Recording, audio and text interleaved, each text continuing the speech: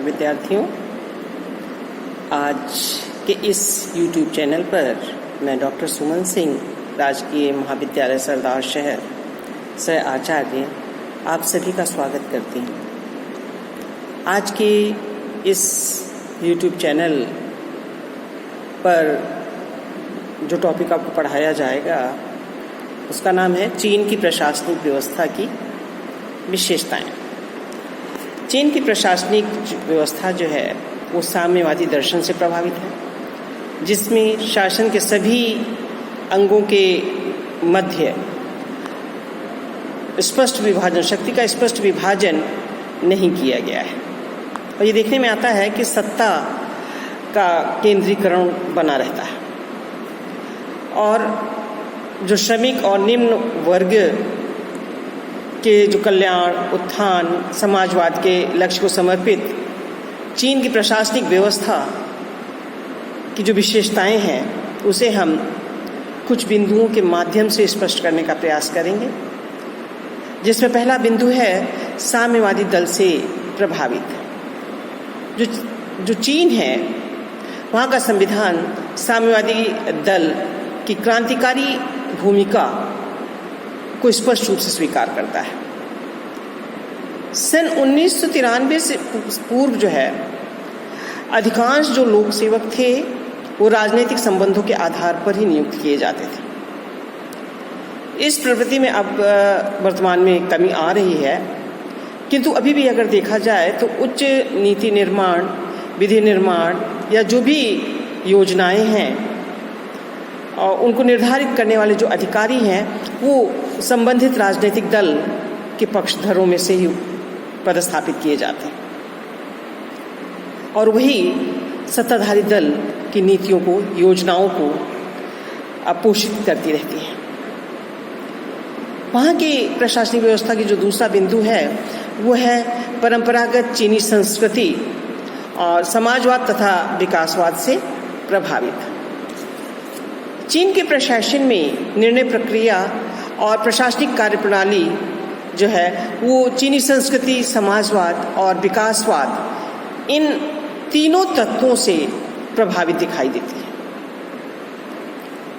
ओंगडेन जो कि चीनी विद्वान हैं, उनका ये कहना है कि चीन की परंपरागत संस्कृति, कन्फ्यूशियसवाद, प्रतियोगी परीक्षाएं, विशिष्ट प्रकार का व्यक्तिवाद, जो चीनी भाषा में इसे गुनोक्सी कहते हैं, और योग्य व्यक्तियों द्वारा शासन को संचालित करने की मान्यताएं बहुत ही गहराई से यहाँ व्याप्त है। जहाँ तक चीन में विकास का प्रश्न है वो चीन के विशाल आकार, शक्ति, शिक्षा के स्तर से अत्यधिक प्रभावित माना जा सकता है। चीन की कुल जनसंख्या का 5% हिस्सा साम्यवादी दल का सदस्य ही होते हैं। अतः हम ये कह सकते हैं कि राजनीति पर भी साम्यवाद का स्पष्ट प्रभाव दिखाई देता है। तीसरा बिंदु हम मंत्रालयिक व्यवस्था से ले सकते हैं। कार्यपालिका के जो भी दायित्व होते हैं, जैसा कि हम सभी जानते हैं कि कार्यपालिका का दायित्व होता है सरकार द्वारा निर्धारित नीतियों को क्रियान्वित करना। तो कार्यपालिका के दायित्वों को पूर्ण करने में चीन का जो विशाल प्रशासनिक तंत्र है वो महत्वपूर्ण भूमिका का निर्वाह करता है। केंद्रीय स्तर पर प्रशासनिक विभागों को मंत्रालयों में विभक्त किया गया है। मंत्रालयों के अलावा यहाँ पर जैसे अन्य अभिकरण, आयोग, लोक उपक्रम तथा प्रशासनिक संगठन भी कार्यरत हैं, जो केंद्रीय मंत्रिपरिषद के जो मंत्रीगण हैं उनके प्रत्यक्ष नियंत्रण व निर्देशन में कार्य करती हैं। केंद्रीय स्तर पर लगभग 30 मंत्रालय और अन्य संगठनों सहित कुल 68 अर्थात 68 प्रशासनिक संगठन भी कार्यरत हैं, जो कि कार्यपालिका से संबंधित व्यवस्थापिका के द्वारा निर्धारित किए गए विभिन्न नीतियों और योजनाओं को क्रियान्वित करने में महत्वपूर्ण भूमिका का निर्वाह करते हैं। अगली जो विशेषता है वो केंद्रीकृत प्रशासन से संबंधित है। भौगोलिक अगर जनसंख्या की दृष्टि से देखें तो चीन एक विशाल देश है। वहाँ की जनसंख्या बहुत अधिक है और यही सब कारण है कि वहाँ प्रशासन में सत्ता का स्पष्ट रूप से विकेंद्रीकरण नहीं हुआ है। वहाँ पर सत्ता का केंद्रीकरण की प्रवृत्ति पाई जाती है। हालांकि चीन अनेक प्रांत और स्वायत्तशासी क्षेत्रों और जिलों में विभक्त है, लेकिन इनमें अधिकांश जो प्रमुख निर्णय लिए जाते हैं वो उच्च स्तरीय सत्ता द्वारा ही लिया जाता है और कम महत्व के विषयों में लगभग 70 प्रशासनिक कार्यालय प्रांतीय स्तर पर और 50 सिटी और प्रीफेक्ट स्तर पर और लगभग 45 काउंटी स्तर पर स्थानीय संस्थाओं के अधीन ये स्थापित किए गए हैं, जो कि केंद्रीय स्तर के द्वारा ही संचालित, निर्देशित एवं नियंत्रित होते हैं। इन जो यहाँ के राजनीतिक प्रतिनिधि होते हैं उन्हीं के द्वारा इन पर नियंत्रण किया जाता है। चीन का जो संविधान है वो भी मूलतः अगर हम देखें, उसका अध्ययन करें तो स्पष्ट रूप से दृष्टिगोचर होता है कि वहाँ पर केंद्रीकरण की प्रवृत्ति पाई जाती है। प्रांत और स्थानीय स्तर पर भी इकाइयाँ केवल केंद्र सरकार की अधीनस्थ इकाइयों के रूप में ही कार्य करती हैं। उनको स्पष्ट रूप से सत्ता नहीं सौंपी गई है जिससे कि वो अपने विषयों पर स्वयं नीतियों का निर्धारण कर सकें या उनका क्रियान्वयन कर सकें। अगला बिंदु विशिष्ट नियंत्रणकारी संगठन से संबंधित है। चीन में व्यवस्थापिका, कार्यपालिका तथा न्यायपालिका में स्पष्ट रूप से यहाँ पर भी सत्ता का विभाजन दिखाई नहीं देता।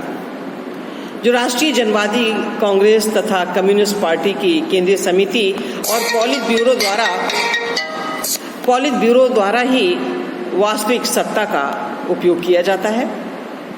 न्यायपालिका की शक्तियों को भी सीमित करते हुए सर्वोच्च जन प्रोक्यूरेटोरेट नामक अभिकरण की स्थापना की गई है, जो पर्यवेक्षण और नियंत्रण का सर्वप्रमुख संगठन है। और इसके प्रमुख जो प्रोक्यूरेटर जनरल का होते हैं उनका निर्वाचन राष्ट्रीय जनवादी कांग्रेस के द्वारा ही किया जाता है और इनके अधीन स्थानीय स्तर पर अनेक प्रोक्यूरेटोरेट कार्यरत हैं, जिनकी सैनिक एवं विशेष शाखाएं, 2 प्रकार की शाखाएं होती हैं। ये प्रोक्यूरेटोरेट मूलतः इस बात पर नियंत्रण रखते हैं कि सरकार द्वारा जो निर्मित कानून है, नियम हैं, नीतियां हैं, वो संविधान के प्रावधानों के अनुरूप है अथवा नहीं। जो केंद्रीय सैनिक आयोग इसका दूसरा और विशिष्ट संगठन है और ये सर्वोच्च जन प्रोक्यूरेटोरेट की भांति प्रत्यक्ष रूप से राष्ट्रीय जनवादी कांग्रेस के नियंत्रण में ही कार्य करती है। ये जो आयोग है वो देश की सेना का नियंत्रण और निर्देशन करता है और इस आयोग का अध्यक्ष सर्वोच्च कमांडर भी होता है। अगली जो विशेषता है वो नौकरशाही एवं भाई भतीजावाद से संबंधित है। तो विश्व के जैसे देखते हैं कि जो अधिकांश विकासशील देश हैं उनमें उन्हीं की तरह से चीन में भी निरंकुश नौकरशाही तथा भाई भतीजावाद की समस्या से ग्रसित है। यहाँ पर साम्यवादी पार्टी का नियंत्रण है, लेकिन साम्यवादी विचारधारा में लोक सेवक एक विशिष्ट अहम से ग्रसित है। वो निरंकुश होते हैं और सामान्यतः वो अपने निजी स्वार्थों से घिरे रहते हैं। चीन में योग्यता पर आधारित नौकरशाही में अनेक अधिकारी चयनित होते हैं, लेकिन जो साम्यवादी विचारधारा के समर्थक नहीं होते हैं वो उच्च पदों पर सामान्यतः आसीन नहीं हो पाते हैं। और जो इस विचारधारा के नहीं होते हैं उन पर वैचारिक नियंत्रण स्थापित करने के लिए पार्टी के द्वारा आंतरिक नौकरशाहों, प्रशासनिक नौकरशाही के ढांचे में सुनियोजित ढंग से उनको स्थापित किया जाता है, जिससे कि ऐसे नौकरशाहों पर वो नियंत्रण बना करके रख सकें।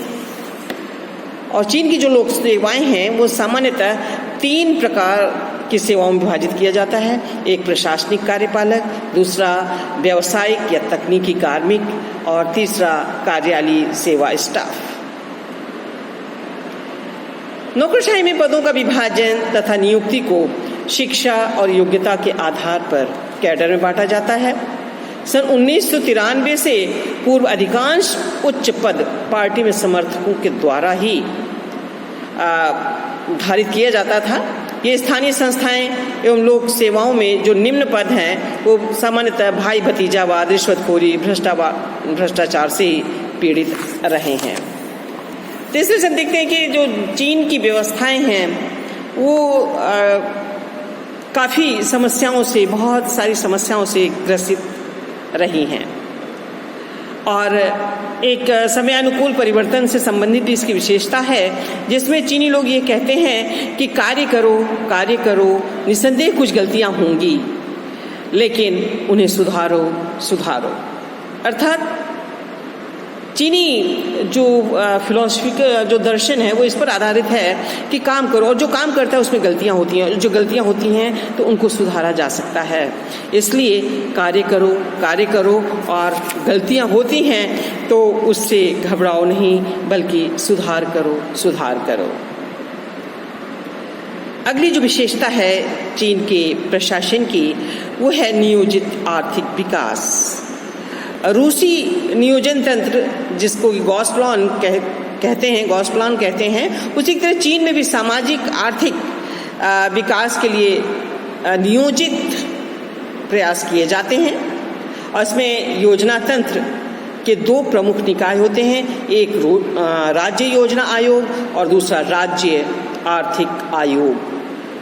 राज्य योजना आयोग राज्य परिषद के परामर्श के अनुसार दीर्घकालीन योजनाएं निर्मित करता है, जबकि राज्य आर्थिक आयोग अल्पकालीन योजनाएं बनाते हैं। योजनाओं को राष्ट्रीय जनवादी कांग्रेस द्वारा स्वीकृति प्राप्त होना अनिवार्य है। तो इस तरह देखते हैं कि ये योजनाबद्ध रूप से वहाँ का अपने राष्ट्र का विकास करने का प्रयास करते हैं। और एक बिंदु जो स्थानीय स्वशासन है उससे संबंधित जो प्रशासनिक व्यवस्था है, सामान्यतः जो चीन है वो एकात्मक शासन वाला देश है, लेकिन प्रांत, स्वायत्त शासित क्षेत्रों और स्वायत्त शासित जिलों को कुछ मामलों में छूट भी प्रदान की गई है। बड़े नगरों की नगर पालिकाएं जो हैं वो प्रत्यक्ष रूप से केंद्रीय सरकार के द्वारा नियंत्रित हैं। प्रांतों में जिला प्रशासन जिला जो है वो प्रशासन की एक इकाई है, किंतु स्थानीय स्वशासन की इकाइयाँ प्रीफेक्चर्स, काउंटी तथा सिटी में विभक्त हैं। प्रत्येक स्तर पर जनप्रतिनिधियों से युक्त जन कांग्रेस स्थानीय स्वशासन को संचालित करती है। इस प्रकार से हमने देखा कि चाइना की अगर प्रशासनिक व्यवस्था, जबकि वहाँ पे एक बहुत बड़ी विशालकाय जनसंख्या है, वो काफ़ी समस्याओं से भी ग्रसित है, लेकिन इन समस्याओं से ग्रसित होते हुए भी वो अपने राष्ट्र का विकास करने में प्रयासरत है। और एकीकृत रूप से, सामान्यतः अगर हम ये कहें तो एकीकृत रूप से वहाँ की प्रशासनिक व्यवस्था को संचालित किया जाता है, जो कि वहाँ कांग्रेस की अधीनस्थता में ही कार्य करती है। उम्मीद है कि आपको ये चैप्टर समझ में आ गया होगा। इन्हीं शब्दों के साथ धन्यवाद।